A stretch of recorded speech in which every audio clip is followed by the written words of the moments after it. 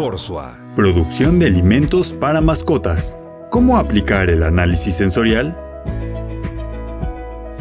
Cuando nosotros hablamos de un análisis sensorial, es la manera en que una empresa productora de alimentos pudiera determinar el grado de aceptación que tuviera su alimento para mascota en la misma mascota. A veces, cuando pensamos que hacer un alimento pues es simplemente hacer una formulación, cumplir y ya se quedó, y pues no, un alimento si no vende, de poco o nada sirve la inocuidad del mismo, la calidad del mismo, si no hay una venta. Y la venta va muy de la mano de que al perro, al gatito, pues le guste su alimento, a nuestras mascotas le guste lo que como dueños les estamos comprando. ¿Qué es calidad sensorial? ¿Qué es un análisis sensorial? Cuando nosotros hablamos de este término, debemos de entender que es una manera con la cual vamos a controlar y asegurar la calidad de nuestros alimentos. Está muy direccionado a lo que es un alimento para mascotas. Cuando nosotros hablamos de ese análisis sensorial, es establecer una especificación para poder determinar si cumple o no cumple. Este tipo de control no es solamente establecer sus conceptos químicos o seguridad microbiana o toxicológicas. También ahora vamos a hablar de lo que sería su característica de gusto. Cuando nosotros hablamos de una calidad de alimentos, inocuidad del alimento, vamos a recordar primero ciertos términos. Los alimentos tienen que ser salubres, significa que los alimentos tienen que ser limpios. No deben de contener ninguna sustancia extraña a lo que es el mismo alimento.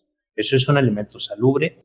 Un alimento inocuo es un alimento que no nos va a causar, en el caso de nuestra mascota, ninguna alteración en cuestión de su organismo por tener riesgos físicos, químicos o biológicos. Estos análisis sensoriales es una disciplina joven, es un concepto muy nuevo, es de los años 80 a la fecha, no tiene más allá de 40 años. El concepto calidad sensorial es difícil definirlo porque no está ligado exclusivamente a características o propiedades intrínsecas al alimento, sino forman parte de un resultado de la interacción de este alimento y el consumidor. Y en este caso el consumidor es una mascota. ¿Cómo podemos evaluar que nuestro alimento realmente sea del gusto de la mascota? En 1959 se empieza a entender primeramente con el ser humano qué tanto el consumidor se direcciona en cuestión no tanto de parámetros de calidad o publicidad, sino de gusto. Si ahora hablamos del gusto de un alimento hacia las mascotas, pues todavía más nuevo. Recordemos, hace 40 años no era nada común tener alimentos, croquetas para nuestras mascotas. Era algo un poco más direccionado a ventas de productos especiales o para cierto sector económicamente superior. No era común acostumbráramos a comprar alimento procesado para nuestra mascota. Básicamente era lo que nos sobraba como consumo de la familia, era gran parte alimento que le dábamos a nuestras mascotas. Es a partir de principios del año 2000 que se empieza a generar un fuerte boom en cuestión de la producción de un alimento balanceado hacia lo que era el sector de las mascotas. Por lo tanto, el concepto de análisis sensorial, voy a insistir, es sumamente nuevo. Se empieza a tomar con estudios ya considerados a un nivel internacional, más o menos a partir de los mediados de los años 90. Lawless empieza con estos desarrollos, después Muñoz también los empieza a tomar, de tal manera que este concepto de determinar el gusto que pueda tener el alimento es algo nuevo. De ahí que las empresas que nos dediquemos a la producción de alimentos para mascotas es un punto clave en este mundo tan competitivo. Es de importancia relevante que sepamos cómo determinar si en la producción de nuestros alimentos son del gusto de las mascotas a los cuales van direccionados. Vamos a empezar a entender cuáles son estos métodos sensoriales para la selección de estándares, para definir especificaciones. ¿Qué debemos de tomar en cuenta? Para definir un estándar, para definir una especificación, lo tenemos que ligar a un parámetro de calidad. Y este parámetro de calidad debe de ser crucial. Cada empresa, cada organización deberá primeramente establecer cuáles son sus parámetros de calidad idóneos. Cómo una empresa deberá de medir su productividad en cuestión de la calidad de su alimento en función del tipo de alimento que realiza. Yo no pudiera tener los mismos parámetros de calidad si estoy hablando de un embutido, así yo estoy hablando de un alimento que pudiera ser grano rolado, como una manera de producir un alimento muy barato para animales, pues no sería lo mismo rolar grano en cuestión de embutir un cárnico, hablando de cuestiones de estándar. Y hay mucha diferencia en cuestión de lo que sería un embutido a lo que sería un rolado. Dependiendo del tipo de alimento que fabriquemos, la empresa deberá de determinar sus estándares, sus especificaciones críticas para determinar qué tan bien o qué tan mal tenemos nuestro alimento. En la mayoría de los casos es difícil, incluso a veces es tanto imposible, disponer de una gama de estándares. O sea, no puedo tener estándares para una gran cantidad de parámetros. Vamos a pensar que yo tengo una gama de 25 productos o de 25 alimentos para mascota, y estos alimentos para la mascota van en diversas presentaciones, en diferentes sabores, etc. Sería sumamente complicado tener estándares de color, estándares de textura, estándares de sabor, estándares de microbiología, etcétera, para todos y cada uno de ellos. Entonces, es complejo. Más complejo va a ser si la empresa constantemente cambia de formulación. De ahí entender cuáles van a ser esas especificaciones críticas con las cuales nosotros podamos determinar cuáles serían realmente esos estándares a tomar en cuenta para poder establecer una referencia. Esto se facilita enormemente cuando tenemos materias primas o alimentos que son base y que son básicamente nuestros caballitos de batalla y que son de nuestras ventas mayoritarias. Si hablamos de materias primas, cuando nosotros establecemos un estándar y esa materia prima es de gran volumen, esa materia prima no alteramos en cuestión de estar comprando un mes a un proveedor, otro mes a otro proveedor, porque entonces ya varían muchas las características. Entonces es fácil establecer estos estándares. Cuando nosotros limitamos estos estándares a nuestros productos de mayor venta o de mayor volumen, también es fácil. Pero cuando constantemente tenemos cambios, cuando constantemente hacemos modificaciones, se hace sumamente complicado. Cuando hablamos de este análisis sensorial, podemos hablar, por ejemplo, de color. Esa tonalidad, cuál sería el máximo y el mínimo permisible en el que yo pueda determinar que el color de mi alimento es el adecuado. Es un análisis sensorial porque va a depender de una comparativa. Voy a tener una persona que va a estar con una tabla, con un pantón, visualizando esa tonalidad dorada máxima, esa tonalidad dorada mínima, en cuestión una fotografía, un pantón de color. Un pantón de color es una tira de color. Estos colores pueden estar establecidos en un estándar internacional, de manera que yo diga, bueno, es un dorado 60 o es un dorado 47.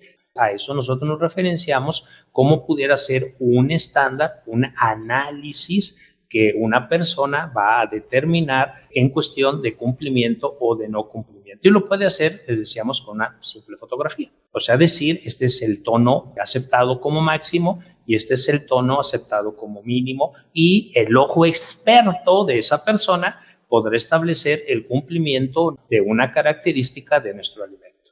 Otra manera podría ser de memoria, un concepto mental. ¿Qué significa un concepto mental? No tengo una comparativa, sino que yo tengo ese color en mi mente, de tal manera que yo digo si pasa o no pasa.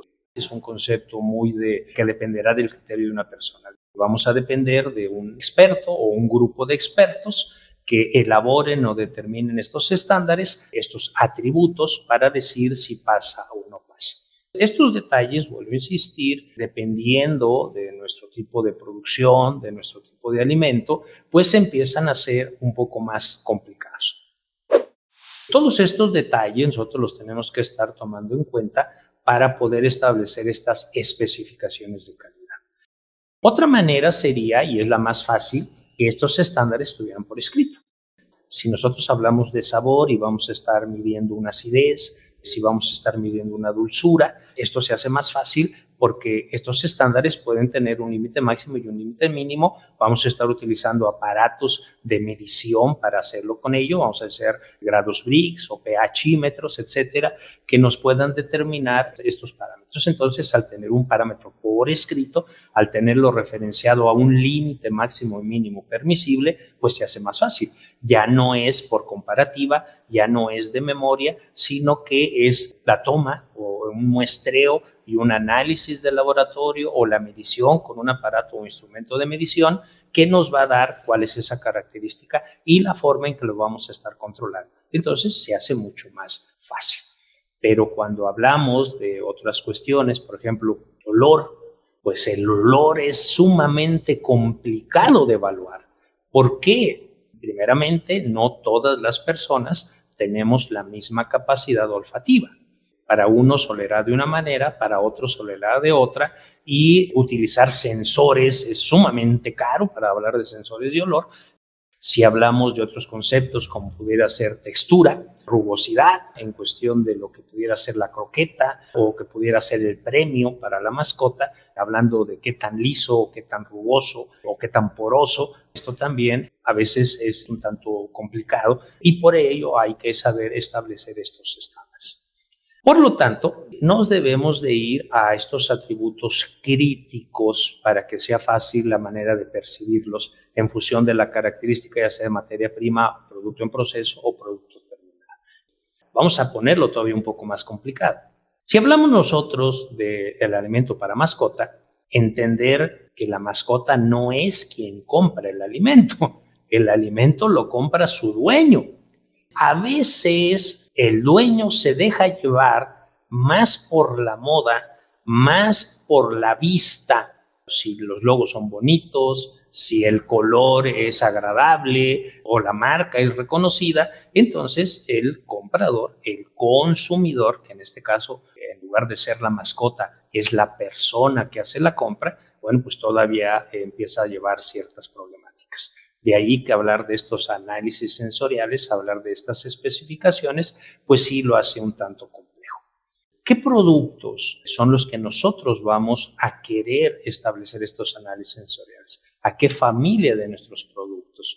¿Qué tipo de parámetro voy a escoger en cuestión de una calidad óptima o de excepcional? Cuando nosotros hablamos óptima o excepcional, es dar lo mejor. Es por ello que en los alimentos para mascotas hablamos de marcas premium. Hablar de marcas premium es nuestros alimentos de mayor costo, pero porque tienen ciertos plus, o sea, tienen ciertas características. Entonces, es algo que nosotros estamos ofertando, tanto de mascotas como los dueños de las mascotas, que ellos consideren que lleva un plus y que esto va a ser un beneficio para ellos. Una especificación de calidad sensorial se debe de establecer en un intervalo de variación aceptable. ¿Cuál es ese máximo y mínimo permisible? No importa del tipo de análisis que vayamos a tomar en cuenta. ¿Cuál sería la coloración máxima, la coloración mínima? ¿Cuál sería la textura máxima? ¿Cuál sería la textura mínima? ¿Cuál sería ese parámetro en cuestión de aceptable o no aceptable? Entonces, siempre debemos de entender que para hacer un análisis sensorial debemos de establecer límites permisibles, de tal manera que este intervalo sea lo que nos diga el grado de aceptación o de rechazo del producto. Cuando nosotros hablamos de un contenido de estos estándares, va a depender principalmente del grado de calidad que nosotros queramos medir o controlar y la característica propia del producto. Recuerden, cuando nosotros hablamos de alimento para mascotas, tenemos diferentes tipos. Están los alimentos que llamamos secos, las croquetas, un alimento seco.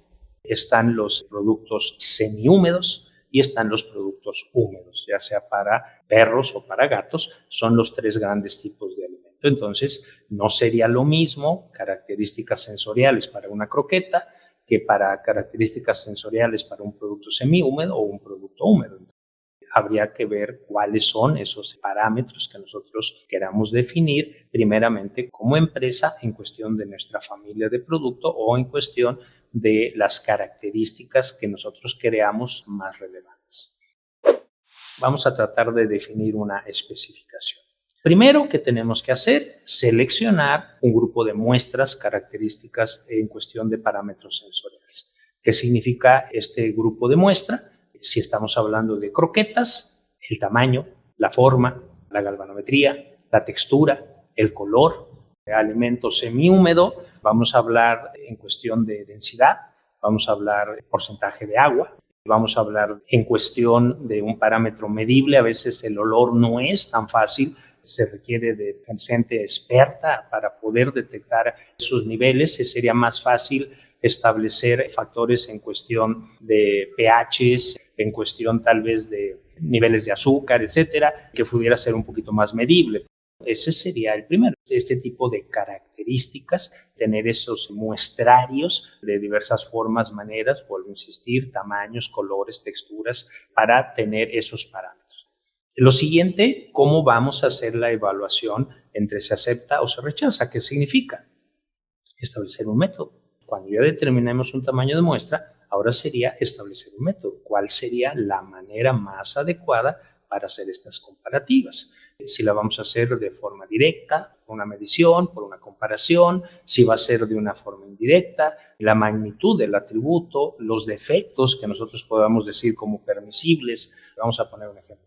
Si yo hablo en cuestión de croquetas, si quiero hablar de un parámetro de calidad, ¿cuál sería mi porcentaje de finos? ¿Qué significa mi porcentaje de finos? ¿Cuánto permito yo como máximo en cuestión de una X medida de producto el que se fracture y genere ciertos finos, o sea, polvo o pequeños pedacitos que se le desprendan de la croqueta?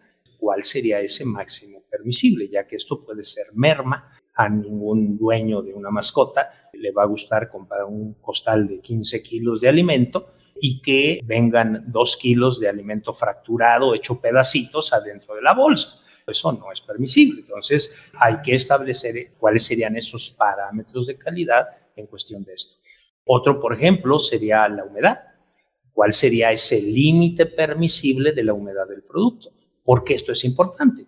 Porque si este alimento trae humedades muy altas, hablando de una croqueta, un alto riesgo de que sea un hielo, sobre todo cuando se rompe el sello con entrada a la atmósfera, quede expuesto al medio ambiente. Bueno, pues la humedad puede ser un factor que determine que se pueda humear. Si estamos hablando de alimentos húmedos, también hablar de la humedad, tener un máximo permisible, porque no está comprando agua el cliente, está comprando un alimento, no está comprando agua. Entonces, ¿cuál sería ese factor de humedad permisible? A esto se refiere evaluar cómo vamos a hacer perceptibles esas diferencias, ya sea por los atributos que pudieran ser de apariencia o medibles, si pudieran ser con un instrumento o con una prueba de evaluación. ¿Cómo vamos a hacer la evaluación de la aceptación? O sea, ¿hasta qué parámetro vamos a decir se pasa o no se pasa? ¿Hasta qué momento podemos decir es bueno o es malo? Tomando en cuenta la gran cantidad que pudiéramos tener nosotros de consumidores. ¿Qué significa esa gran cantidad? No es lo mismo lo que piense un hombre adulto de 40 años, un niño de 10 años o una ama de casa de 25 años. Pueden tener diferente apreciación al momento de seleccionar un alimento para su mascota. Un análisis en la relación que puede haber entre productos y atributos en cuestión de sentir o de la percepción de los consumidores. Se puede dejar guiar por lo que nosotros llamamos el arte. El arte es las imágenes, los colores que tiene la bolsa que contiene el alimento. Cuando este arte es llamativo, cuando este arte tiene cierta imagen, Es por ello que a veces vemos las fotografías de mascotas en estos empaques y nosotros queremos que nuestra mascota sea exactamente igual al perrito o al gatito que viene en ese empaque y pensamos que comprando este alimento se nos va a poner la mascota así. Esa es una percepción. A veces no es tanto que el producto se venda por la calidad misma del producto, sino puede ser porque le gusta la imagen, le gusta el arte al consumidor. Hay que empezar a valorar todos estos detalles, que también aquí empezamos a hablar de la mercadotecnia, empezamos a hablar de publicidad, empezamos a hablar de cómo vender la marca. La relación que pudiera haber entre el atributo, entre la calidad del alimento y la percepción del consumidor. Como resultado de todo lo anterior, vamos a tener suficiente información para ver de qué manera influye o no directamente el grado de aceptación de nuestros alimentos. Esta información, en conjunto con los criterios de calidad, porque habíamos dicho, recuerden, un análisis sensorial va más en cuestión de color, sabor, textura, más de apreciación que un parámetro medible de calidad, como puede ser el peso, como puede ser un análisis microbiano, características físico-químicas, es combinar el entender esta relación que va a guardar en cuestión de este análisis con la calidad del producto. Establecer estos estándares o especificaciones siempre va a ser sumamente importante. Y entender lo siguiente, esto no es fácil, esto no se va a hacer de la noche a la mañana. O sea, yo no puedo hoy decidir qué parámetro va a ser el más adecuado. No, tengo que hacer una investigación, tengo que checar, tengo que hacer varias pruebas, tengo que determinar. Entonces, sí hay que dedicarle un poco de tiempo a estos análisis factoriales para que tengamos un resultado satisfactorio. Probablemente también tenemos que empezar a desarrollar una expertise. No a la primera el resultado va a ser favorable o la prueba va a ser satisfactoria. Tenemos que ir aprendiendo, ver cuál sería ese parámetro o ese indicador más adecuado para nuestro tipo de producto o nuestro tipo de proceso. Podemos también estar muy influenciados por las marcas. ¿Qué significa esto? Vamos a pensar que un Purina, un Douchau pudieran ser de la gran preferencia de las mascotas, pero no necesariamente por el sabor que tenga el producto, sino porque es una marca mucho más reconocida que otras y nos dejamos llevar por esa marca. Otro factor a tomar en cuenta, el costo. Puede ser que un producto que tenga una venta mayoritaria es porque es un producto sumamente barato, pero no necesariamente tiene parámetros de calidad o de palatabilidad acordes. Entonces, nosotros como consumidores, por cuestión de economía, pues lo compramos porque consideramos que croquetas son croquetas y pues lamentablemente no. A veces compramos una croqueta con cierto costo y no es del agrado de nuestras mascotas y entonces pues ahí lo barato puede salir.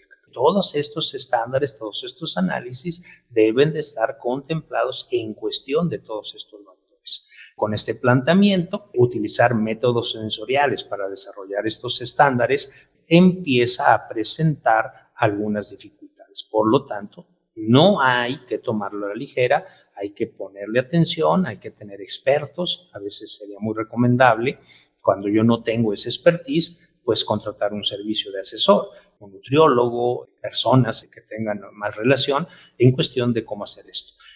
Existe mucha información en el mercado. Ustedes pueden buscar estos textos, tomar lo que McPhee Thompson en sus estudios de 1994, Moskowitz 1994, Lawless y Heyman en 1998, Maygard en 1999. Hay información acerca de cómo establecer una metodología sensorial. No es tampoco un concepto de hace 2 o 3 años, ya tenemos más de 20 años, ya hay mucha información. Si nosotros hablamos de estos métodos sensoriales, vamos a hacer ya una relación de cuáles serían los más recomendados. Primero, entender que mucho va a depender del giro de industria que seamos. No es lo mismo si yo soy una empresa productora de croquetas o si soy una empresa productora de alimento húmedo que viene en lata o premios para mascotas. No es un alimento balanceado, es un premio. tiene otro tipo de características. Todos estos detalles pues, son los que yo como empresa debo de tomar en cuenta para establecer estos diferentes estándares en cuestión de las escalas o forma en que los vamos a calificar. Deberemos de ser discriminatorios a qué productos le voy a hacer estas pruebas sensoriales. Por economía, no es recomendable tener análisis sensoriales para toda la gama de productos que producimos. Estos estudios no nos van a dar gran cosa en cuestión de productos muy minoritarios o de muy bajo volumen. ¿Cuáles son esos productos prioritarios? Vamos a empezar a entender cuáles serían otros. No caer en la tipicidad. A veces queremos establecer estándares porque es la moda, o sea, es que todo el mundo lo está haciendo. Ya salió un estudio en Estados Unidos. No siempre esto es recomendable. Una cosa es que estemos atentos a lo que hay en un mercado global y otra que pensemos que salga que siempre tenga que ser aplicado a nosotros, no necesariamente. Otro ejemplo, las razas. No necesariamente las razas de mascotas son iguales de un país con otro. Hay una predominación de razas, a veces por cuestiones geográficas. No caer en esto de tipicidad pensando que el alimento es igual para todos, ¿no? ¿Cuáles son nuestros tipos? En Europa, por cuestión geográfica, por cuestión de la manera en que ellos viven, es más común razas pequeñas, porque en las ciudades no hay tantos espacios como lo tenemos en América, Estados Unidos, Canadá o México, Latinoamérica, que somos más de espacios abiertos y tenemos a veces la costumbre de tener mascotas de razas más grandes. En América estamos muy acostumbrados a una casa-habitación. En Europa todavía es igual que en Asia, es más departamentos. Por eso no caer en esa tipicidad pensando que es igual para todos. Si queremos un poquito de información, podemos ver lo que escribió Muñoz en 1992 acerca de esto. Cada caso es particular. La elección de un método deberá de tomar en cuenta, primero, la razón de ser del estándar. Hacia dónde va dirigido, hacia qué parámetro de control de calidad lo estamos direccionando, el tipo de estándar que queremos manejar, las diferencias perceptibles. Hablando de atributos, por ejemplo, una mancha, una tonalidad. O sea, dentro del mismo croqueta no es un color dorado parejo, sino que tiene tonalidades de café, tonalidades naranjas, qué tan bien, qué tan mal, dónde se acepta, dónde se hace. Bueno, entonces ahí empezamos a tener ciertas dificultades. La magnitud de la diferencia. Si es a primera vista, podamos discernir en si está bien o está mal, qué bueno. El grado de calidad o grados de calidad que nosotros tengamos que determinar. En un mismo análisis sensorial de una misma muestra podemos estar tomando diferentes parámetros. Uno puede ser color, otro puede ser textura. Ya estamos hablando que dentro de la misma muestra podemos tener diferentes parámetros para evaluar si cumple o no cumple. Entonces, esto es lo que nosotros debiéramos de estar tomando en cuenta para establecer qué sería lo más adecuado. Vamos a hablar de los métodos comparativos. Cuando hablamos de unos métodos comparativos, vamos a hablar de que tenemos un parámetro con el cual nosotros vamos a evaluar por una imagen si está igual a la muestra o no está igual a la muestra. Vamos a pensar que yo tengo un pantón de color, como si yo fuera a pintar mi casa. Tengo un pantón desde una tonalidad máxima a una tonalidad mínima y voy a poner ese pantón sobre la muestra del alimento. ¿Qué significa? Lo pongo uno a uno. Por un lado, en mano izquierda tengo mi pantón, mano derecha, o si lo quiero ver en un recipiente, tengo la muestra del alimento y sobrepongo mi pantón para ver si tiene la misma tonalidad. Eso es de comparativa. De esa manera yo digo pasa, no pasa.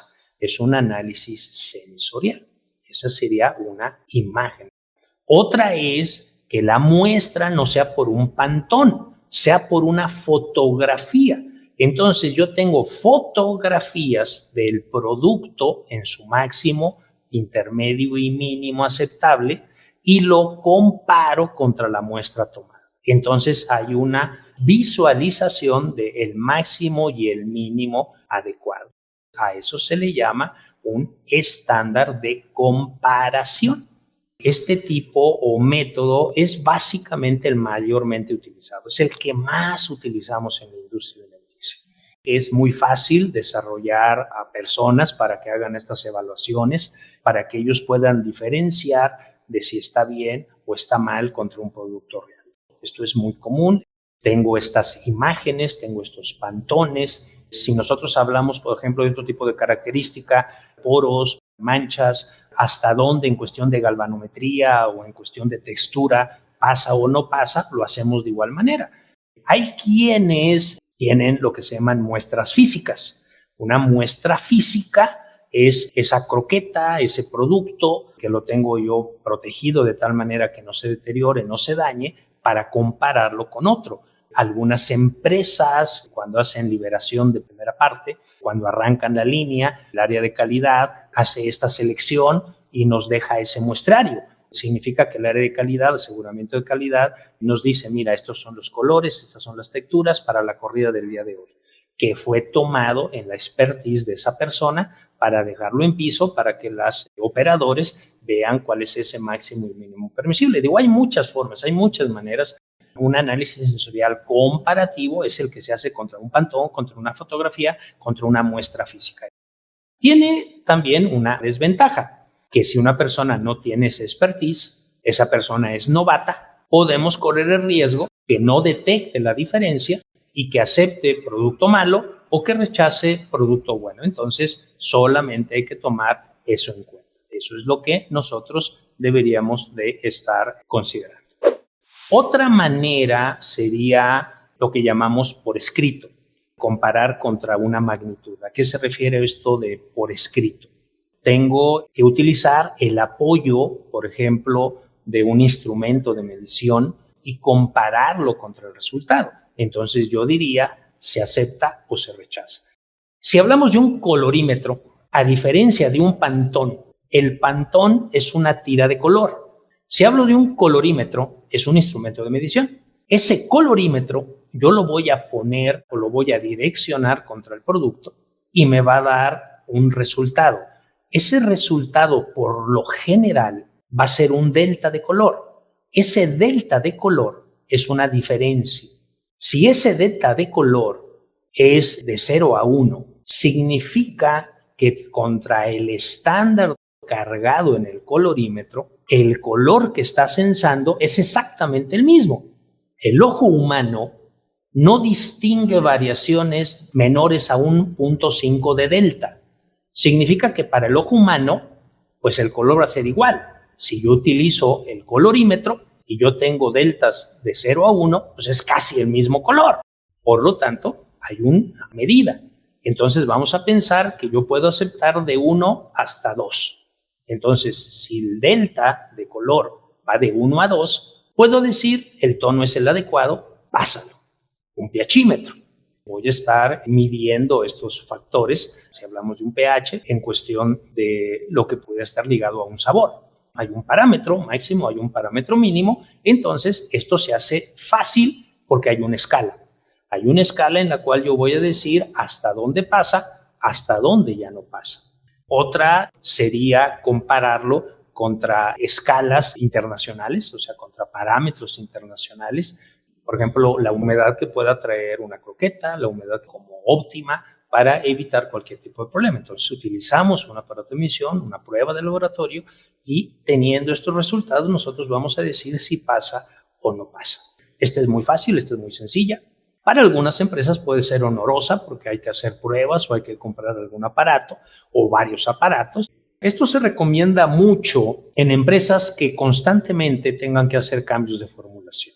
En aquellas empresas en donde por cuestiones X o Y constantemente tengamos que estar haciendo cambios de la formulación, estas pequeñas diferencias que puede ser humedad, que puede ser galvanometrías, etcétera, pueden cambiar. Por lo tanto, es más fácil, en lugar de tener un estándar de comparativo, tener un estándar medible. Ese estándar me será más fácil para este tipo de detalles. Independientemente de la escala que yo utilice, bueno, también debo de tener personas entrenadas para ello. Pero aquí no van a ser entrenadas para decir si pasa o no pasa.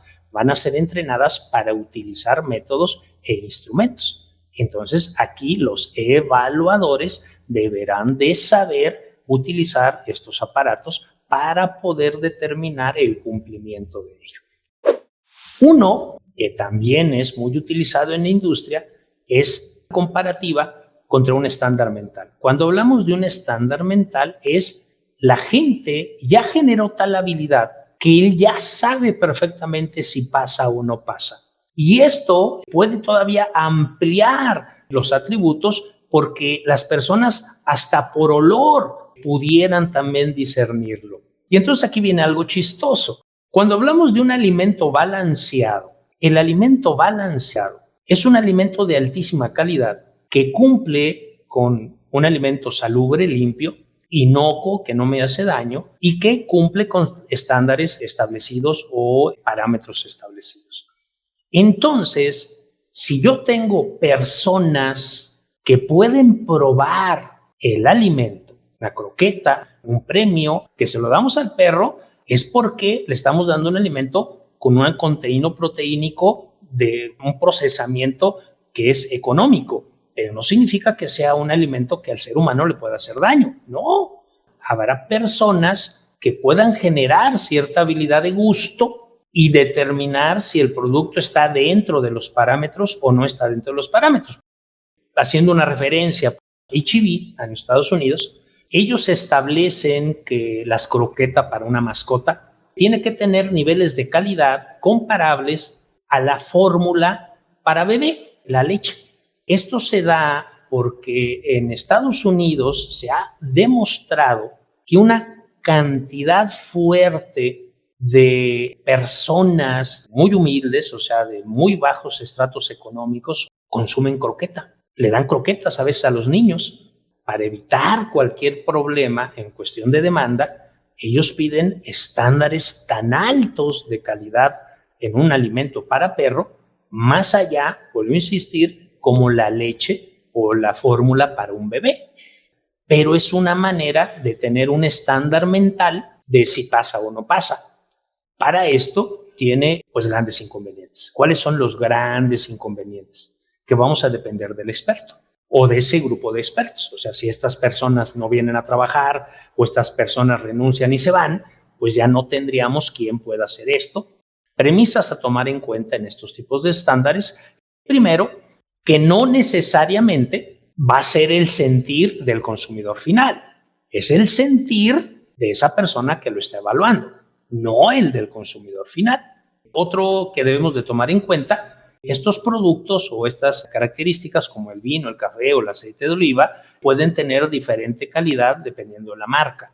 Este sería si estuviéramos hablando del ser humano. Si estuviéramos hablando de las mascotas, ya decía, nos podemos direccionar por la marca, Pedigree, Dog Chow, Purina, que no nos direccionemos por ahí. Esto sería otro de los tipos de manejos que nosotros podríamos tener. Cuando nosotros hablábamos de los estándares por escrito, habíamos dicho que este es el más recomendable porque esto se basa en una interpretación de un dato dado. Significa que hay un máximo, hay un mínimo, hay un método descriptivo, hay un instrumento que se utiliza para poder determinar cuál es el valor o cuál es el resultado del parámetro. Nos da mucho mayores ventajas que cualquier otro.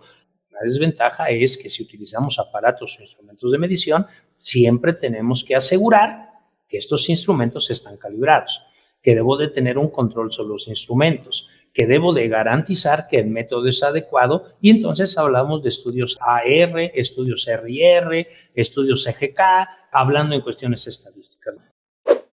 Vamos a hablar de algo que también sucede en la realidad, sobre todo cuando son empresas familiares, o sea, no son un corporativo o empresas de una marca reconocida a nivel internacional, sino que somos estas empresas pymes, pequeñas empresas, medianas a veces, que ponemos nuestros propios estándares. Yo digo si está bien o está mal. No comparado contra ninguna marca, norma reconocida, dada por algún estudio superior o por alguna entidad educativa.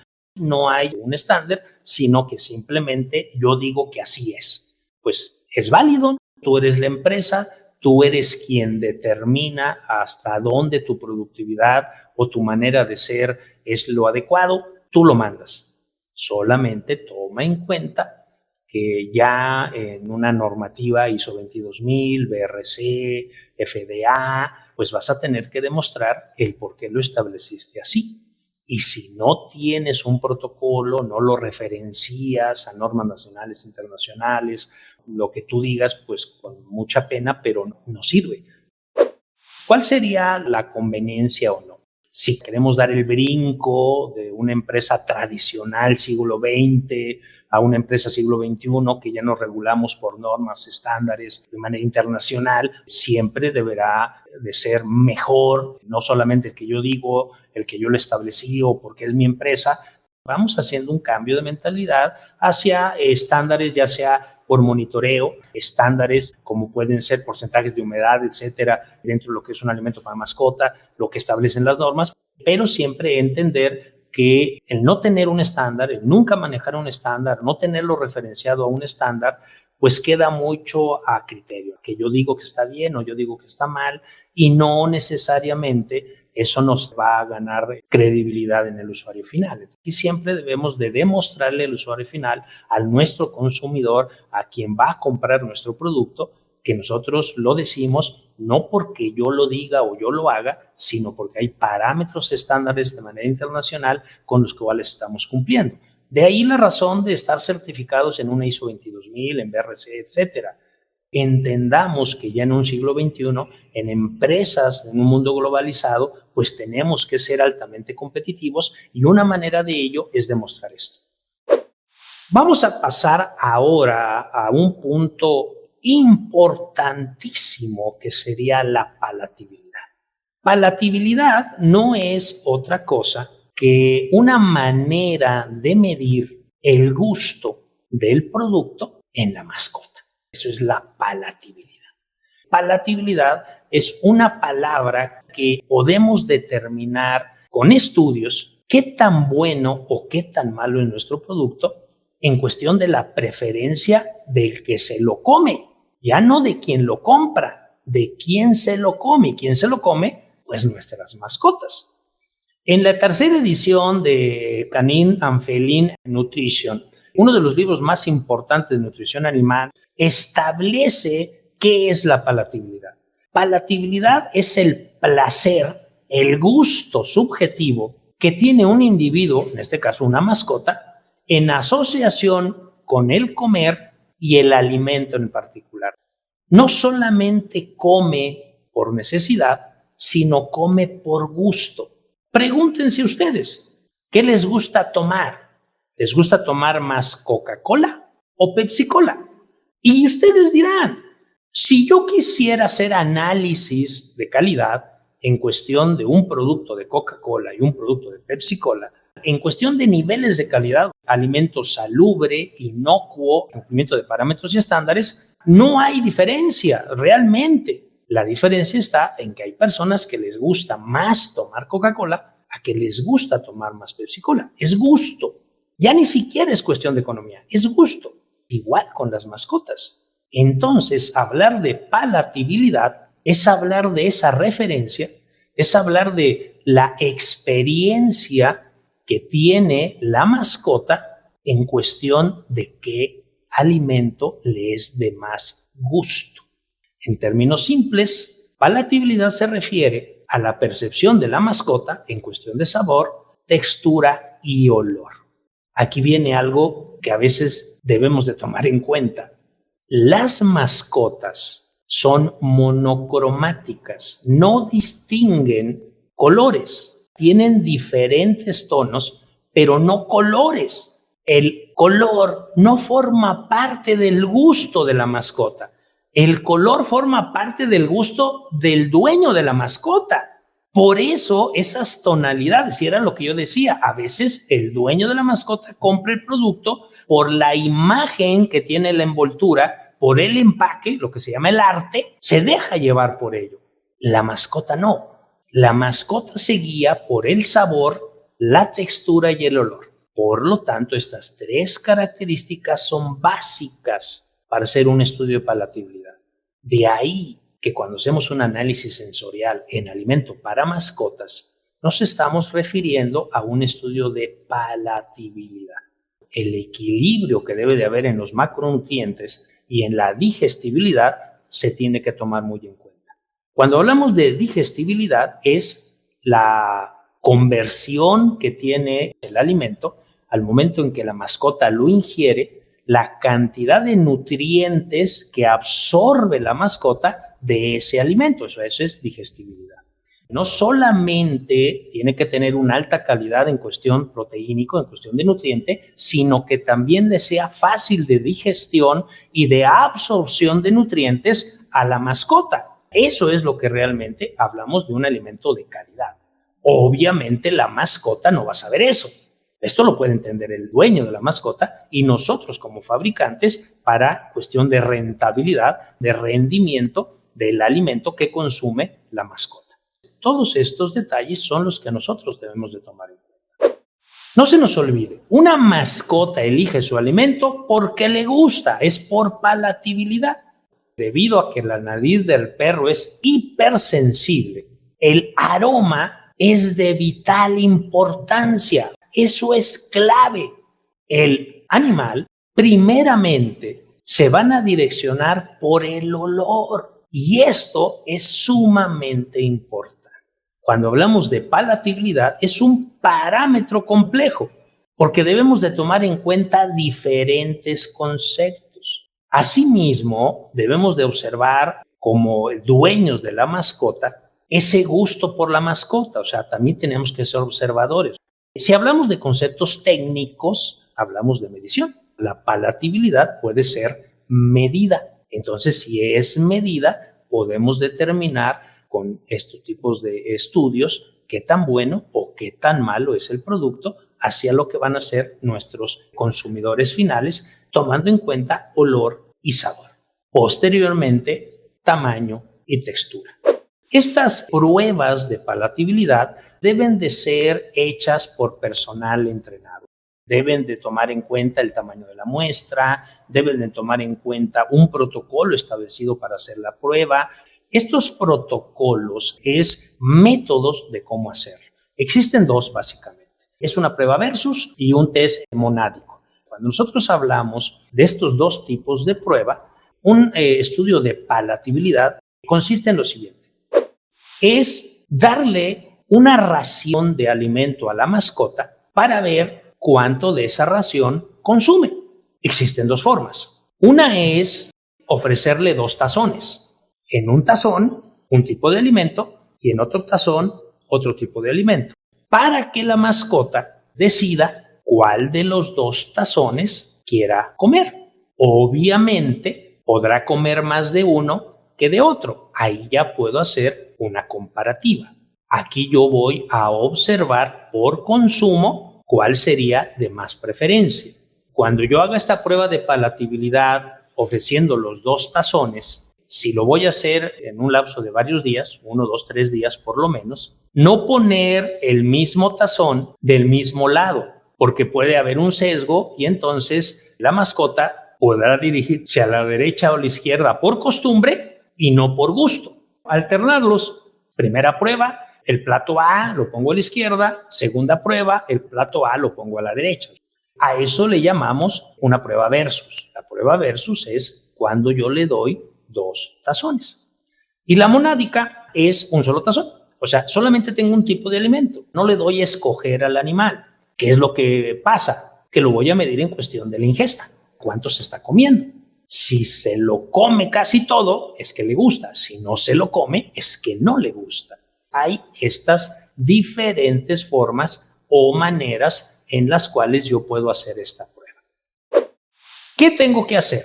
Para entender esta prueba, lo que hacemos en las industrias de alimento es determinar si yo voy a hacer una prueba por formulación, o sea, estoy generando pruebas para ver qué fórmula es más atractiva para las mascotas. Si no es por fórmula, si es por tipo de alimento, doy un alimento de un tipo y de otro alimento de otro tipo en cuestión de ello. Hay muchas formas o maneras para hacer esto. Si es por formulación y de repente yo tengo un tipo de grasa quiero cambiar de tipo de grasa o quiero cambiar de mi principal aportador de proteína. Hago este tipo de pruebas para determinar dónde hay. Si hablo de la palatabilidad, por ejemplo, aquí hay tablas que ya están muy bien marcadas, debo de respetar las calidades de un alimento. O sea, si yo voy a hacer una prueba de palatabilidad y hablo de una formulación y entonces hablo, por ejemplo, de contenido de fibra, no deberá de estar arriba del 8%. Si hablo, por ejemplo, de incluir harina de arroz, aquí hay un mínimo del 5%. Si hablo de densidad, 420 gramos por litro. Si hablo de humedad, no estar por debajo del 7% para perros y no estar por encima del 6% para gatos. Temperaturas, en cuestión de la temperatura del alimento, la aplicación, o sea, no mezclar muchas grasas con saborizantes, etcétera. Son parámetros que como calidad de alimento yo debo de estar tomando. Si quiero cambiar un saborizante, por economías, empezamos a ponerles ya sabores artificiales, colores artificiales. Quiero ver si esto pudiera ser un factor que repercute, que le guste o no le guste al perro. Bueno, pues hago todos estos estudios. Tengo que también estar apoyado por el nutriólogo. Si yo no entiendo que también el aparato digestivo de las mascotas pueden tener ciertas reacciones, o sea, les pueden causar diarreas a los animales, ¿cómo hacer esos cambios? Que esos cambios no sean tan drásticos, etcétera. Siempre cuando hablemos nosotros de producir un alimento, siempre debe ser bajo una formulación avalada por un nutriólogo. No es nada recomendable que nosotros andemos haciendo inventos de súbele, quítale, bájale a estos ingredientes, sino que siempre deberán de estar alineados a lo que un nutriólogo experto determine que es lo adecuado para no ser un alimento que cause algún daño de las mascotas. Entonces, hablar de la palatabilidad es entender que simplemente es una prueba para determinar el gusto de un alimento por otro. Esa es la razón de la prueba de la palatabilidad. Y ese gusto puede estar referenciado a materias primas, saborizantes, etcétera, incluso hasta costo. Pudiera ser que haya un alimento que yo quiero ver si realmente será un alimento caro en cuestión de manufactura, pues realmente es un alimento que le va a fascinar al perro, porque ¿para qué gasto si ni le va a estar gustando al perro? Por ejemplo, si hablamos de que debemos de cumplir hasta dónde utilizar estos saborizantes o estas grasas, bueno, aquí hay tablas reconocidas de manera internacional en cuestión de dónde sí y dónde no. Si hablamos de productos económicos para el perro y hablamos de porcentaje de grasa, esta va de 1 a 4. En porcentaje de sabor líquido es el 1%. Si hablamos de saborizantes en polvo, no es adecuado. Si hablamos, por ejemplo, para perros adultos, la grasa deberá de ser al 3 al 8%, el saborizante máximo el 2%, no se recomienda saborizantes en polvo. Si hablamos de estándares para perros de razas pequeñas, grasas del 5 al 9%, saborizantes líquidos del 3%. Si hablamos de porcentaje de polvo, en el caso para razas pequeñas, sí, se puede utilizar alimentos premium, va del 5 al 2%, etcétera. Y ahí tienen parámetros, recuerden, no se trata de alterar la calidad del alimento. El alimento tiene que seguir siendo de calidad. La prueba de palatabilidad es de gusto, pero no alterar la calidad del alimento. Cuando nosotros hacemos estas pruebas, ¿cómo lo vamos a realizar? Entender que son experimentos. Es por ello que podemos tener ciertos riesgos. Si no sabemos de estadísticas, si no sabemos determinar cómo hacer esta prueba, por ejemplo, estas pruebas de palatabilidad se tienen que hacer con producto fresco.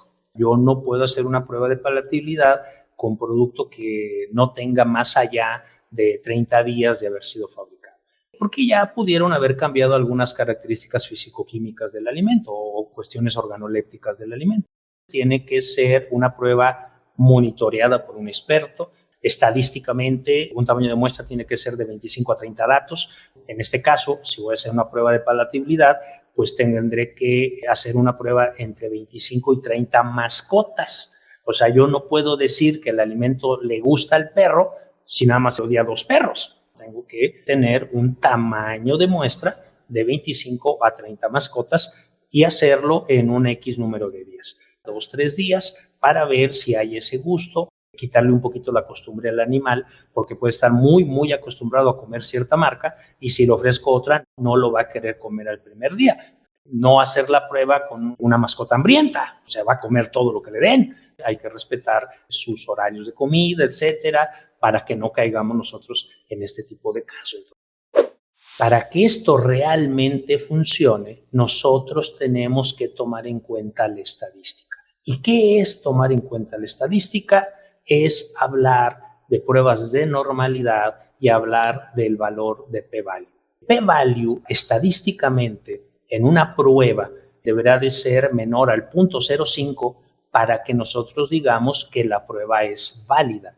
Si yo no tengo un p-value menor a 0.05, significa que no, la prueba no es apreciable, la prueba falló, no hay diferencia en cuestión de los resultados. Vamos a hablar entonces ahora de estadística.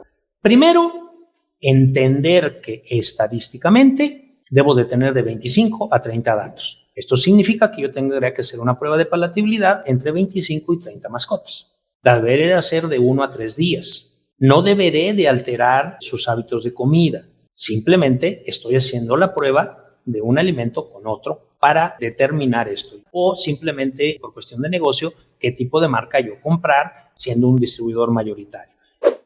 Hablar de p-value es hacer un estudio primeramente de normalidad. Este estudio se hace ya sea si era dar 2 tazones o era dar un solo tazón, lo vamos a hacer en cuestión de la ingesta. Voy a tomar los valores de los gramajes del alimento consumido. Entonces, si hablo de los gramajes, la prueba va a consistir en tomar estos datos. Esta prueba se denomina IR, es relación de ingesta.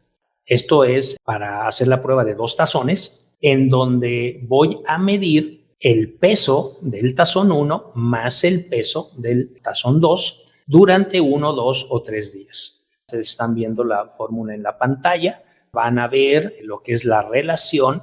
Se le llama aquí IRA, significa estoy haciendo la valoración con el alimento A. Entonces voy a pesar los tazones del alimento A durante los días en que se consumió el alimento. Y lo voy a dividir entre el consumo total de todos los tazones. Tazón A del primer día más tazón B del primer día. Tazón A del segundo día más tazón B del segundo día o los días que yo haya hecho la prueba. Aquí se ve nada más lo de 2 días. Pero es exactamente igual. Si este valor de IR es de 0.5 o más, debemos de saber cuál es ese rango.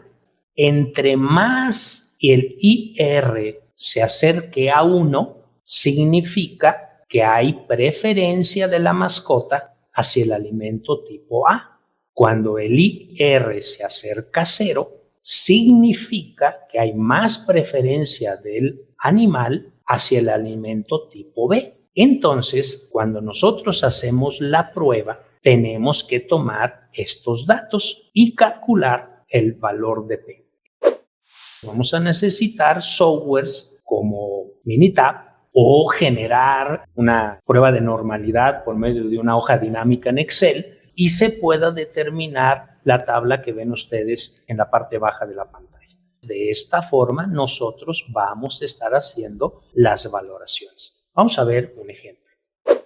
Aquí nosotros lo que estamos observando es una prueba de palatabilidad con 20 mascotas. Esas 20 mascotas durante las pruebas que se hicieron 1, 2 o 3 días, 2 como mínimo, se ve el valor IR y se grafica. Entonces estoy graficando el valor de IR de 20 perros, de 20 mascotas, el IR de cada mascota para la prueba A. Y entonces ustedes observan que se tuvo un IR de 0.62.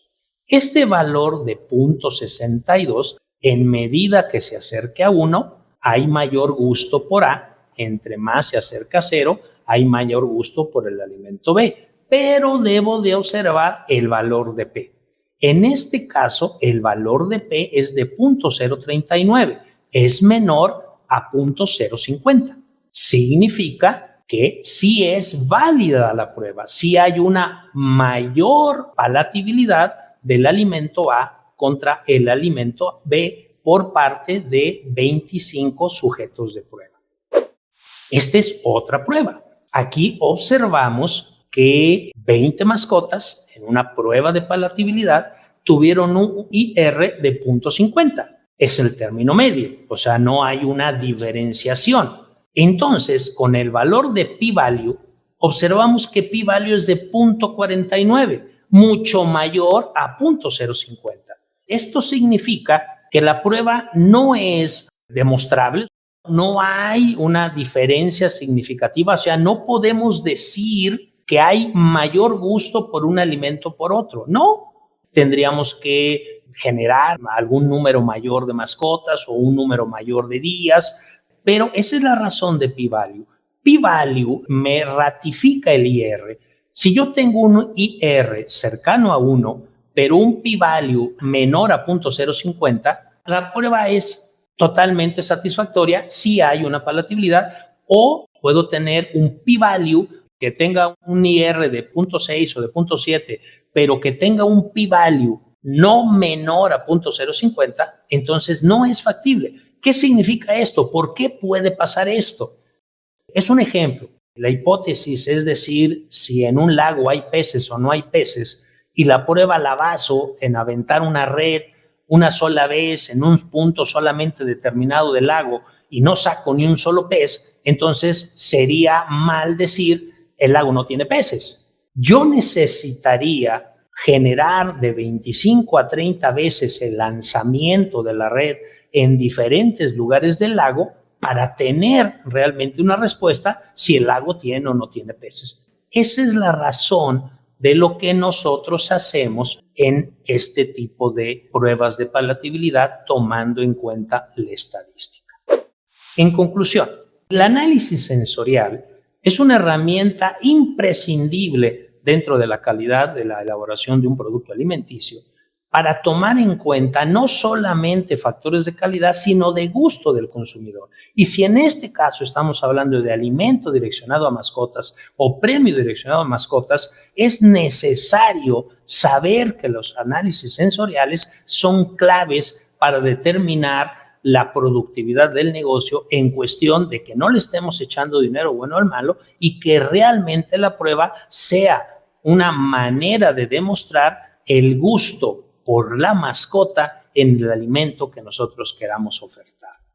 No olvidar que siempre el que decide qué alimento comprar para su mascota será su dueño, sin importar si el sabor, olor, textura o calidad del alimento sea mejor que otra marca, a pesar del gusto de la mascota. No se nos olvide eso.